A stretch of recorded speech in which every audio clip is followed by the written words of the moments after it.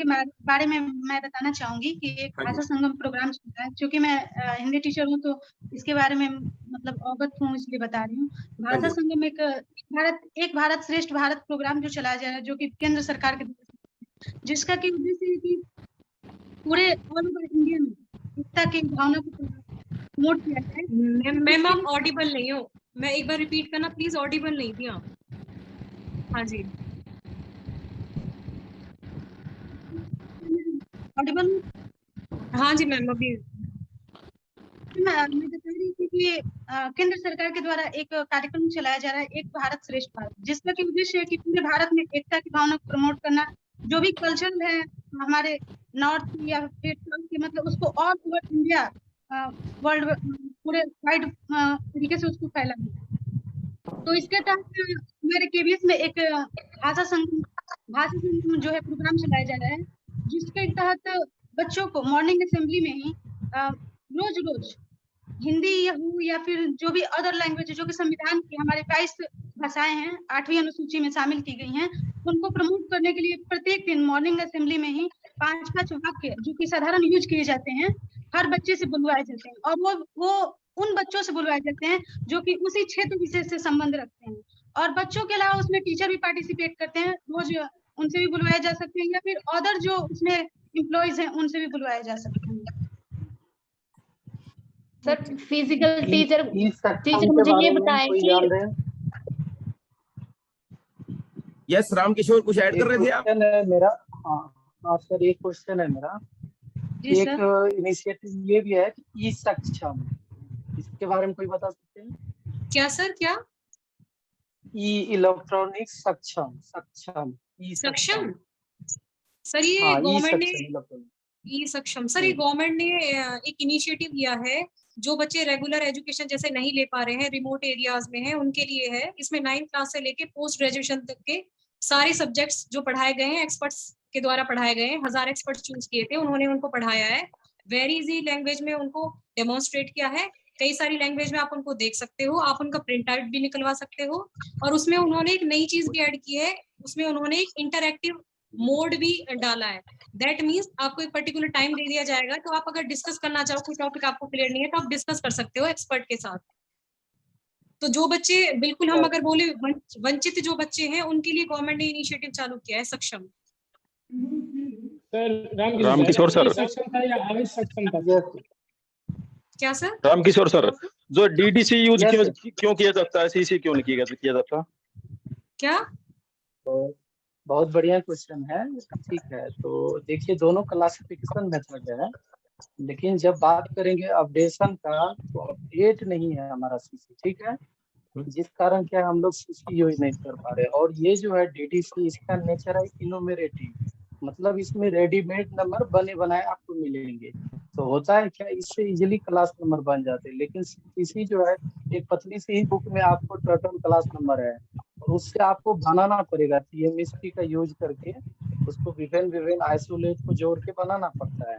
लेकिन डीडीसी में क्या, इसी के अपोजिट है कि उसमें बने बने नंबर पहले से मिलेंगे, और इसका अपडेशन हो रहा है, जिसके कारण है कि अभी जो है ज्यादातर इस्तेमाल डीडीसी हो रहा है। मेरा फिजिकल एजुकेशन टीचर से सवाल है कि 2 लड़कियों में आपस में लड़ाई हो रही है, तो फिजिकल एजुकेशन टीचर उसको कैसे हैंडल करेगा? मेल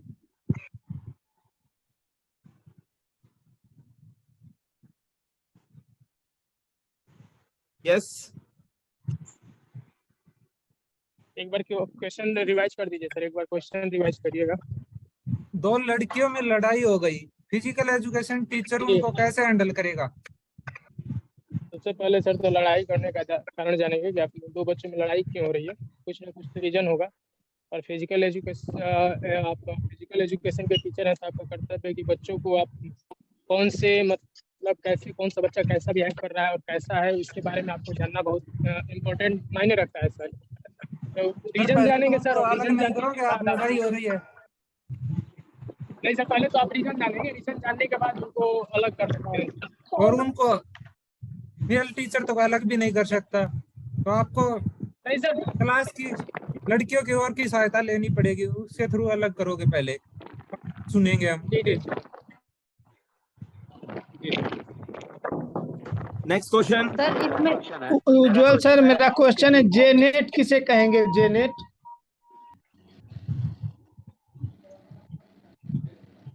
उज्जवल सर। सर इसके बारे में मुझे आइडिया नहीं है सर, हमारे है वहाँ पूछिए सर। Next situation. सर जो पीडी क्लास में फिजिकल एजुकेशन टीचर है उनके स्पोर्ट्स बताना सर, गेम्स कौन से हैं? गेम्स बताइए आपके। कबड्डी। और आपका? बताइए madam. Same kabaddi. Volleyball, wrestling. बताइए सर वॉलीबॉल के फादर किसे कहा जाता है? विलियम जी मॉर्गन। Yes sir. कबड्डी के भी क्वेश्चन मैडम से पूछ सकते हो आप, भावना से। मैम लोना, जब लोना लेते हैं तो उसमें कितने पॉइंट मिलते हैं? मैम 2 पॉइंट मिलते हैं, वो मतलब अलग से मिलते हैं 2 पॉइंट लोना के कबड्डी में। प्रो कबड्डी कब स्टार्ट हुई थी मैम?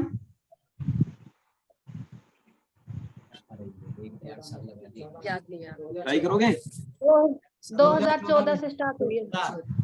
Okay ma'am. 2014 से स्टार्ट हुई। मैडम ये बताइए, अगर कोई बच्चा गेम के दौरान मेडिसिन का यूज कर रहा है तो आप उसको कैसे समझाओगे, ये बताइए? या उस बात को आप उसके पेरेंट्स तक पहुंचाएंगे या स्कूल लेवल पे रखेंगे या अपने आप तक सीमित? मेरा एक क्वेश्चन है।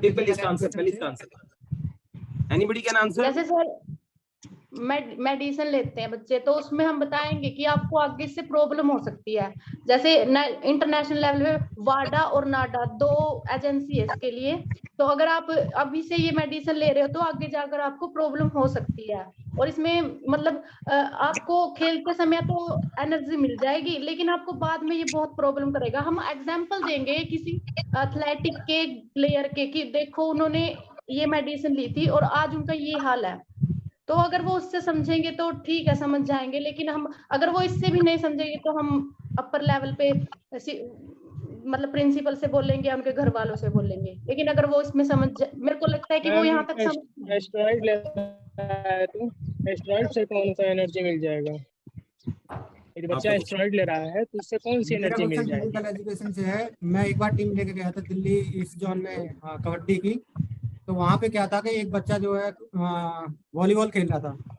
अब वो सबसे सीनियर बच्चा था और खेलने के दौरान वो बार बार ग्लूकोज ले रहा था, मतलब सूखी ग्लूकोज।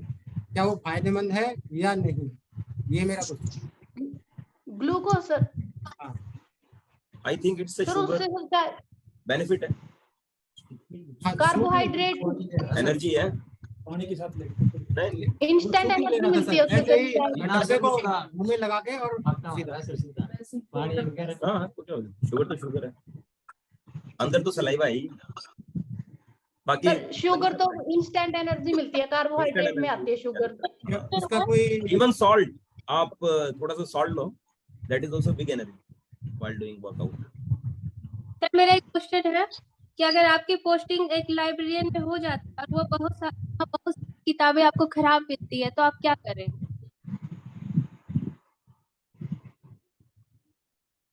हेलो, यस, एनीबॉडी सबसे कैन पहले आंसर। तो अगर किसी नए लाइब्रेरी में अगर सबसे पहले अगर किसी नई लाइब्रेरी में मेरा ये पोस्टिंग होता है, इसके लिए सबसे पहले हमें स्टॉक वेरिफिकेशन करना पड़ता है, ठीक है?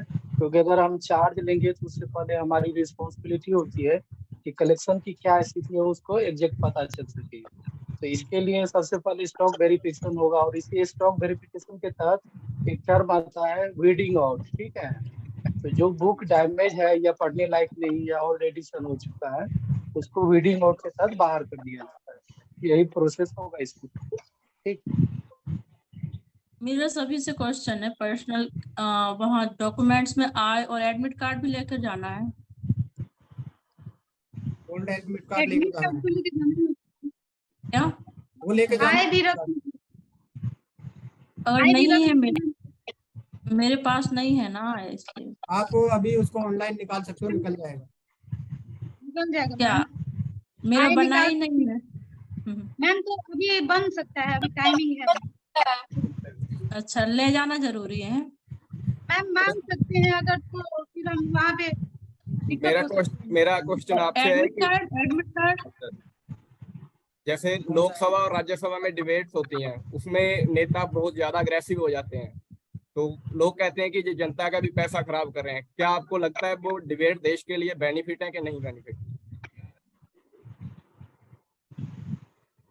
डिबेट की बेनिफिट है, लेकिन अगर वहाँ पे अगर वहाँ की कार्यवाही बाधित होती है, जो जनता के मुद्दे अगर वहाँ पे नहीं रखे जा रहे, जो प्रॉब्लम्स है उनको सॉल्व आउट नहीं किया जा रहा है, तब ये नुकसानदेह है और जनता के पैसे का दुरुपयोग है। अगर समाधान निकलता है तब वो सफल है। सर ये हरियाणा से काफी कैंडिडेट है, मेरा एक क्वेश्चन है उनसे कि हरियाणा में जो हरियाणा गवर्नमेंट ने फिलहाल एजुकेशन पॉलिसी चलाई हुई है, जो भी इनिशिएटिव लिए हुए, क्या बता सकते हो आप उनके बारे में? क्या क्या पॉलिसीज चली हुई है हरियाणा में? न्यू एजुकेशन पॉलिसी जो अब शुरू की है वो खट्टर सरकार ने शुरू कर दी है हरियाणा में, और उसमें क्या स्मार्ट क्लासेज भी शुरू कर दी है छोटे बच्चों के लिए जो प्री स्कूल में है, और आंगनबाड़ी एनईपी शुरू हो गई सर, और हर गांव में एक लाइब्रेरी होनी चाहिए। वो स्कूल वालों को परमिशन आ गई है कि आप एक क्लास तैयार करें जिसमें छोटे बच्चे आएंगे जो 3 साल से 6 साल के हैं, और आंगनबाड़ी में भी क्लासेस शुरू कर रहे हैं। यस। अच्छा रितु मैम आपने जो बताया अभी मैंने पूछा था सक्षम के बारे में, एक सेकंड रितु मैम। हाँ जी सर। हाँ आपने जो बताया तो मैंने आपको ई सक्षम पूछा था, लेकिन आपने डिफाइन किया सक्षम, ठीक है। वो जो आपने जितनी भी बातें बोली वो सक्षम तो इनिशिएटिव है, लेकिन ई सक्षम जब बात आएगी तो ये डिजिटल ट्रेनिंग प्रोग्राम है जो कि AICTE के द्वारा दिया गया, और ये जो है 5 लाख कॉलेज स्टूडेंट और टीचर के लिए, जो कि किसके साथ ट्रेनिंग लेगा, ये साइबर सिक्योरिटी से रिलेटेड ट्रेनिंग लेगा, ये ई सक्षम, ठीक है। ये टीचर्स के लिए ई सक्षम अलग से है। हाँ ये डिजिटल ट्रेनिंग मतलब साइबर सुरक्षा से रिलेटेड जो है ना, डिजिटल ट्रेनिंग प्रोग्राम। वंदना मैम मेरा एक क्वेश्चन है कि रोला छंद और सूखा छंद दोनों में 11 और 13 परियति होता है, हम कैसे पहचानेंगे कौन सा रोला छंद और कौन सा सूखा छंद? अभी मैं नहीं बता सकती, मुझे अभी मैंने रिवाइज नहीं किए हैं छंद काफी टाइम से। मैम मुझे कंफ्यूजन था इसलिए आपसे। हाँ कोई नहीं, आप देख लीजिएगा, मुझे अभी पता नहीं है। सर मेरा क्वेश्चन है साइकोलॉजी और फिजियो सोशलॉजी में क्या डिफरेंस है? बताओ, आप ही बताओ। साइकोलॉजी तो बताओ। साइकोलॉजी तो मैम जैसे बोलिए। साइकोलॉजी तो मैम जैसे किसी के व्यवहार के बारे में जानना, मतलब उसकी जैसे साइकोलॉजी शब्द से ही है, जैसे साइक का मतलब आत्मा और लोगस का मतलब जैसे ज्ञान, जो किसी के व्यवहार के बारे में हमें अच्छे से पता होना साइकोलॉजी कहलाता है। और फिजियोलॉजी का मुझे फिजियो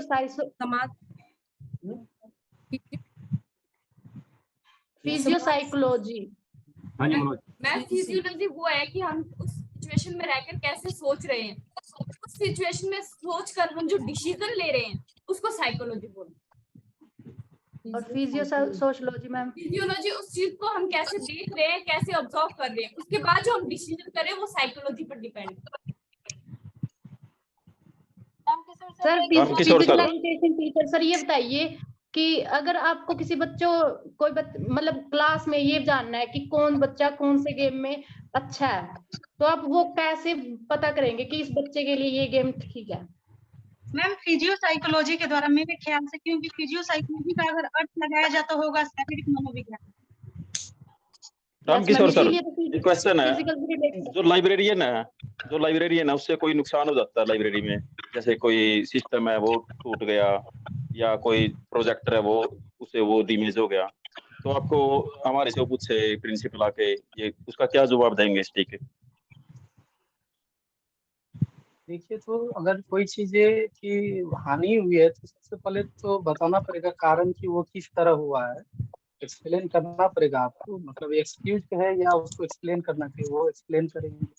और एक्सप्लेन करने के साथ अगर इस तरीके की कोई है जो डायरेक्ट अगर आपको प्रिंसिपल पूछ रहे हैं तो आपको तो हायर अथॉरिटी पूछ रही है, तो आपको एग्जैक्ट वही जवाब देना पड़ेगा, आगे की डिसीजन वो खुद लेंगे कि क्या करना है। निशा मैम। Yes ma'am. समकालीन पत्रिकाएं बताइए कोई हिंदी की 2-4।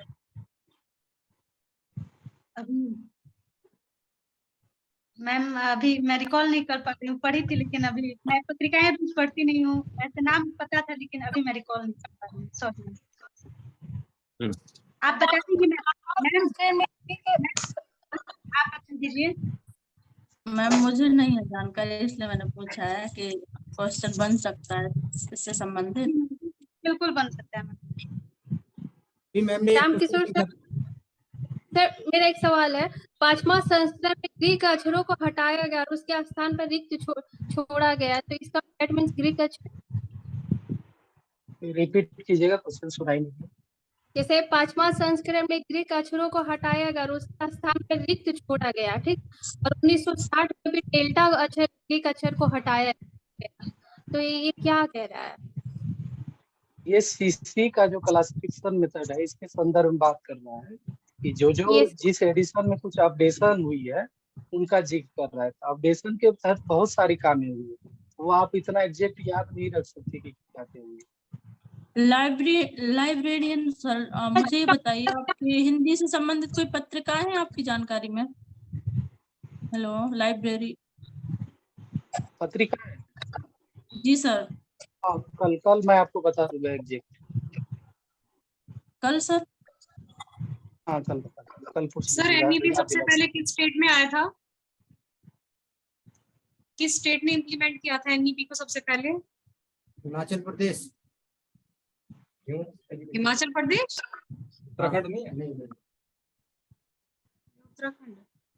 मैम मेरा ये प्राइमरी लेवल पे तो मेरा जहाँ तक ख्याल आ रहा है मुझे कि उत्तराखंड में इसे इम्प्लीमेंट किया। उत्तराखंड में, हाँ उत्तराखंड में किया था मैम, इसे मेरा भी यही जी था। उत्तराखंड ही है, उत्तराखंड ही है। रामकिशोर सर, जो ये रंगनाथन के 5 लॉ हैं, इनको आज के टाइम में हम कैसे देखते हैं जो डिजिटल का जमाना चल रहा है? नहीं तो डिजिटल जमाना चल रहा है, फिर भी अभी भी ये 5 लॉ इम्प्लीमेंटेड है। बिना 5 लॉ के तो लाइब्रेरी पॉसिबल ही नहीं। लाइब्रेरी साइंस में जो 5 लॉ लिखा गया, ये तो फर्स्ट बार 1931 में पब्लिश हुआ है, लेकिन लास्ट अपडेशन इसका 2006 में भी हुआ है। और तो डिजिटल में कैसे यूज कर रहे हैं आज के टाइम में?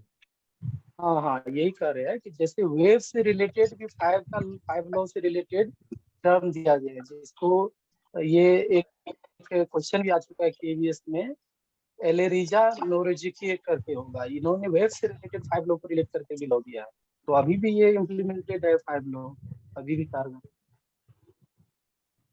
जो सर ई ग्रंथालय के बारे में आ रहा है सर कि ई ग्रंथालय क्या ओपन सोर्सेज इसको कहा जाएगा? ओपन सोर्स सॉफ्टवेयर है? नहीं, ओपन सोर्स का मतलब होता है ना कि आप उसको फ्री ऑफ कॉस्ट एक्सेस कर सके और आप जो है कहीं भी उसको इंस्टॉल करके यूज सकते। लेकिन ई ग्रंथालय जो है ये गवर्नमेंट लाइब्रेरी का इनिशिएटिव है, और ये सिर्फ गवर्नमेंट लाइब्रेरी को ओपन सोर्स तो कोवा हो गया जैसे आपको लाइसेंस लेना पड़ेगा। हाँ कोहा हो गया, और भी चीजें जैसे ग्रीन स्टोन हो गया। अभी सर ने क्वेश्चन किया था कि 5 लॉ का हम लोग उपयोग कर रहे हैं कि नहीं, तो सर कोहा में आप 5 लॉ का एकदम पूर्ण उपयोग कर रहे हैं सर, क्योंकि उसमें कहा क्या है कि जो ग्रंथालय है, जैसे कि पाठक को पुस्तकें क्या हो ओपन मिले, खुली हुई मिले, जिससे पाठक को पुस्तक ढूंढने में आसानी होता है। तो एक सॉफ्टवेयर इसका बहुत बड़ा उदाहरण है सर। वो आपको हेल्प करेगा बुक फाइंडिंग, ठीक है। मेरा मनीषा था मैम, ये सर केवीएस इंटरव्यू के लिए फिलहाल होता है वॉलीबॉल का, उसकी जो लाइनिंग होती है उनकी विड्थ कितनी होती है? अरे मनीषा मैम आपके लिए क्वेश्चन है ये। 5 सेंटीमीटर। बीच में मत बोलो, नॉट अलाउड। हाँ कोई बात नहीं, ये क्वेश्चन हाँ no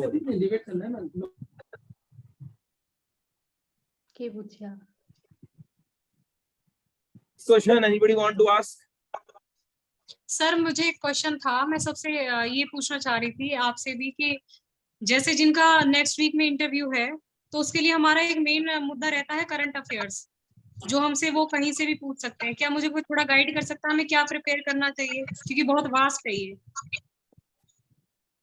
yes, as a teacher आप जाना चाह रहे हैं ना, तो आप जो भी टीचिंग से रिलेटेड इनिशिएटिव है या लर्निंग से रिलेटेड जो भी है, जो बच्चों को हेल्प कर सकता है, जैसे मैंने भी ई सक्षम आपको बताया है, इसी तरह श्रेष्ठ भारत है, कुछ और प्रोग्राम है। तो लगभग आप ये जो है ना एजुकेशन से रिलेटेड इनिशिएटिव को देख लीजिए बढ़िया से, और बाकी कुछ ज्योग्राफी जो न्यू एजुकेशन पॉलिसी है वो शुरू कर रही है गवर्नमेंट, इससे रिलेटेड काफी क्वेश्चन पूछ सकते हैं न्यू एजुकेशन पॉलिसी। हाँ, वो तो एनसीएफ और एनईपी ये दोनों मस्ट, ये तो रहेगा ही। More questions? Yes. सर एक मेरा एक ये बायोडाटा मतलब टीवीएस की साइट पे कहीं मिल नहीं रही है मुझे, मैंने सर्च की है, आप लोग को अगर पता हो तो बता सकते हैं। मैम उसमें है, उसमें आप जाओगे ना अनाउंसमेंट डाउनलोड का ऑप्शन है उसमें मैम। फिर से बताइएगा मैम। आप मुझे अगर अपना नंबर दे दे तो मैं आपके पास सेंड कर दूंगी मैम उसको। मैंने किया हुआ है। सर दे दीजिएगा टीडी क्लासेज में। सर मनोज सर आप दे दीजिएगा प्लीज। मैम जैसे आप क्लास में पढ़ा रहे हैं उस टाइम आपको लगता है कि अर्थक्वेक जैसा कोई महसूस होता है झटका, तो आप क्या रिएक्शन देंगे सबसे पहले, और क्या उस स्थिति को कैसे हैंडल करोगे आप? सर इस तरह की स्थिति के लिए स्कूल्स में बच्चों को पहले से ही मॉक ड्रिल करवाई जाती है कि अगर ऐसी कभी कोई सिचुएशन आती है तो उसके लिए वो मेंटली प्रिपेयर होते हैं। एक जो हमारा इमरजेंसी अलार्म होता है तुरंत वो बजा दिया जाता है, और उसके बाद बच्चों को बिल्कुल कुछ ही अंतराल में क्लासों से निकाल दिया जाता है। उनको ग्राउंड में इकट्ठा होने के लिए बोल दिया जाता है। टाइम टू टाइम ये मॉक ड्रिल कराई जाती है ताकि अगर इस तरह की कोई सिचुएशन हमारे सामने आ जाए तो बच्चे उसके लिए पहले से ही प्रिपेयर रहते हैं। सर मैं ये कहना चाहती हूँ, रजनी मैम का नंबर दे सकते हो सर? प्लीज आप लोग यहाँ पर कोशिश ये करें कि इस क्लास को यूजफुल बनाएं। रिक्वेस्ट है आप लोग। सर मैंने कंटिन्यू क्वेश्चंस करें। Okay, make this class more question है रसराज को डिफाइन करिए। Personal questions. रसराज को डिफाइन करिए। Yes sir. रसराज किसे कहा जाता है? रसराज श्रृंगार रस होता है। इसको डिफाइन करिए मैम। श्रृंगार रस सर इसे कहा गया मैम ऐसे? सर श्रृंगार रस तो दो तरह के होते हैं, श्रृंगार और वियोग श्रृंगार। श्रृंगार रस उसे कहेंगे जहाँ पे सर मैं अभी परिभाषा याद नहीं कर पा रही हूँ, बट उसका अर्थ में मेरे माइंड में बस डिफाइन नहीं कर पा रही हूँ। सर मैथ सारे सर से मेरा एक क्वेश्चन था। हाँ जी sir principle of mathematical induction को हम कैसे डिफाइन करेंगे? मैथ्स। हाँ जी, principle of sir mathematical induction को हम कैसे डिफाइन करेंगे अगर हमें एक्सप्लेन करना है वो? उसको वैसे ही डिफाइन कर सकते हैं जैसे n इक्वल टू 1 लेते हैं, फिर अज्यूम करते हैं n इक्वल टू k के लिए, और हम उसको प्रूव करते हैं n equal to k plus 1 के लिए। इससे ज्यादा हम डिफाइन नहीं कर सकते उसको। मेरा एक क्वेश्चन है, एक्सप्लेन G20। सर ये G20 the full form is great 20। ये 20 कंट्रीज का एक आप कोलैबोरेशन बोल सकते हैं।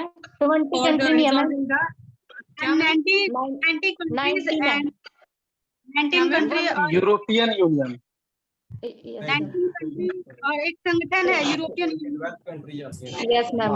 मैम EU कह रहे हो G20 कह रहे हैं? G20